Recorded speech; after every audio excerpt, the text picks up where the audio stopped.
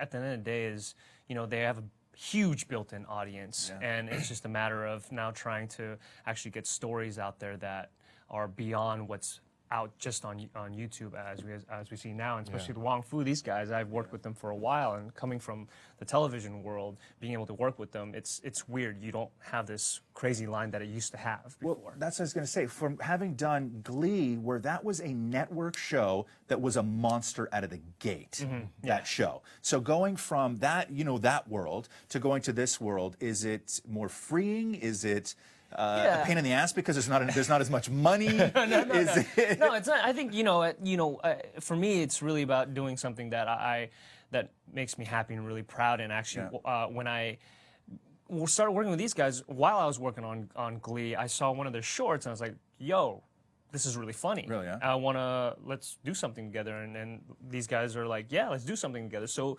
I was shooting shorts with them while I was on Glee. So it's this experience that I feel you should.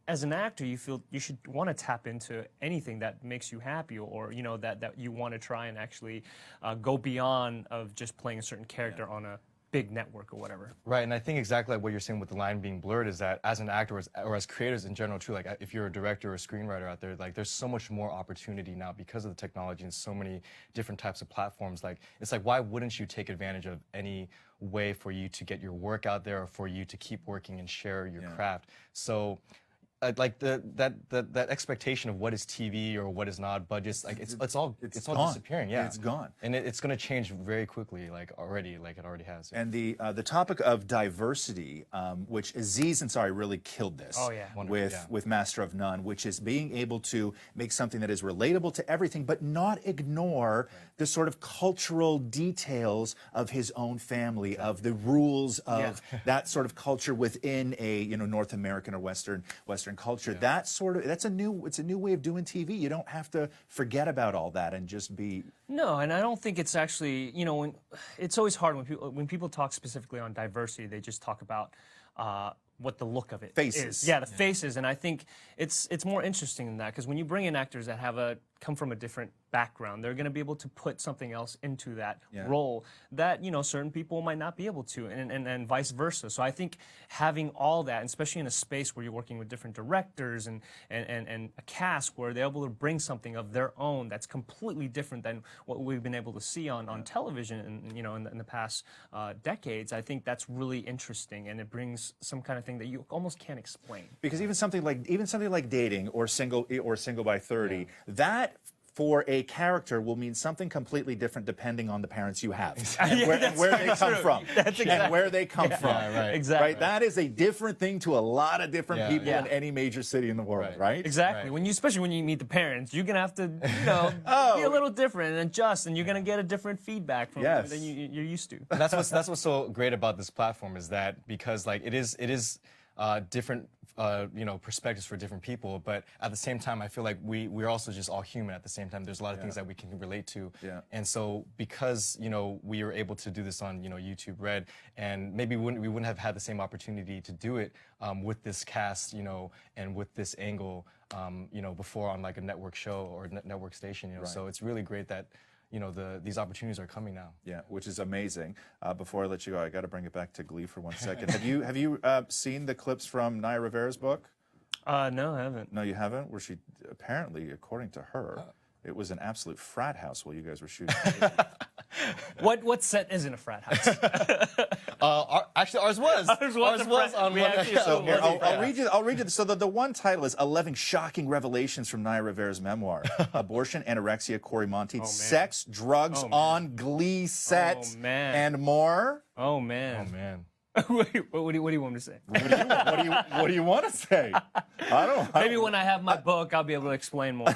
Are there a lot of secrets from that time that maybe people would have looked at the show a little bit differently had they known what was going on? I was in a very special place because I didn't really see all that. Sure. happen. And I came in as a because you have I came in as a dancer. That I think very strict parents and did not allow me to even see it. Like literally, I have earmuffs that automatically happen. His mom was literally right behind him literally, with a ruler, just ready to nope.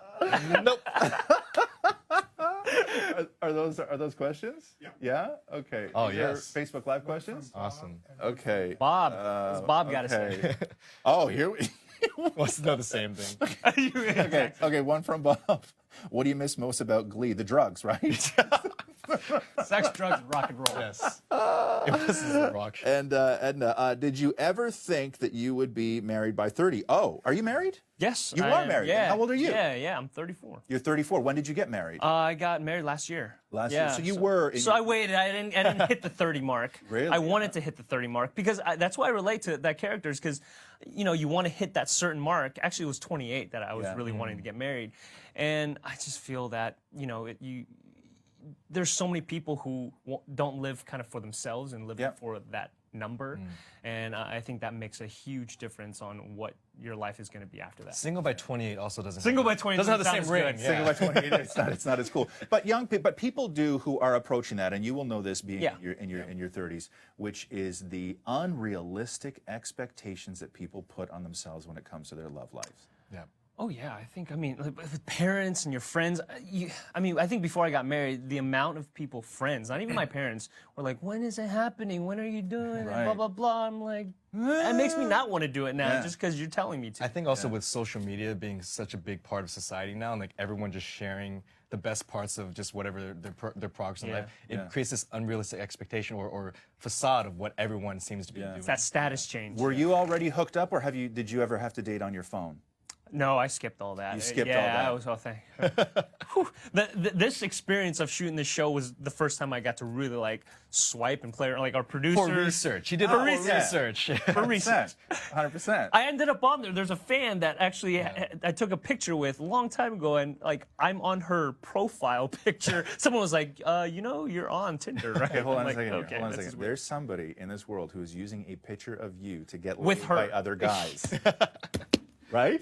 It's like that seems counterintuitive. It's like if you're gonna swipe for me, you better be at least Harry Shum Jr. Because I already have a picture with him. So that is. So what is next for this? How many episodes did you guys do? We did 8 episodes. There's 8 episodes, Yeah. and is there room for more? Do you change the story, or what do you guys do? That's what's great about I think I don't want people to have the misconception of it's just about Single by 30. It's just about this pack, and that's the thing. It really is about just these two characters and their friends, and it's actually just about people just trying to understand love and trying to understand themselves in this weird transition phase of growing up through your 20s into your 30s. So hopefully, if the fans support it, we'll be able to get a second season. But there's 8 total episodes. Yeah, and it's been great. The response on just social media has been really awesome. It's almost surprising because how invested these people are to the characters, and on every platform. Yeah, and every Wednesday, we literally people are just amped up and they see it right when it puts on. And if you are watching a Facebook Live right now, do yourself a favor. Watch the trailer because when you watch the trailer, you will realize what you're going to be doing this weekend. Right? Yeah, that's it. It's that kind of show. Thank you so much, guys. Really appreciate it. Thank you so much. Yeah, you got it. All right. Awesome. Fantastic.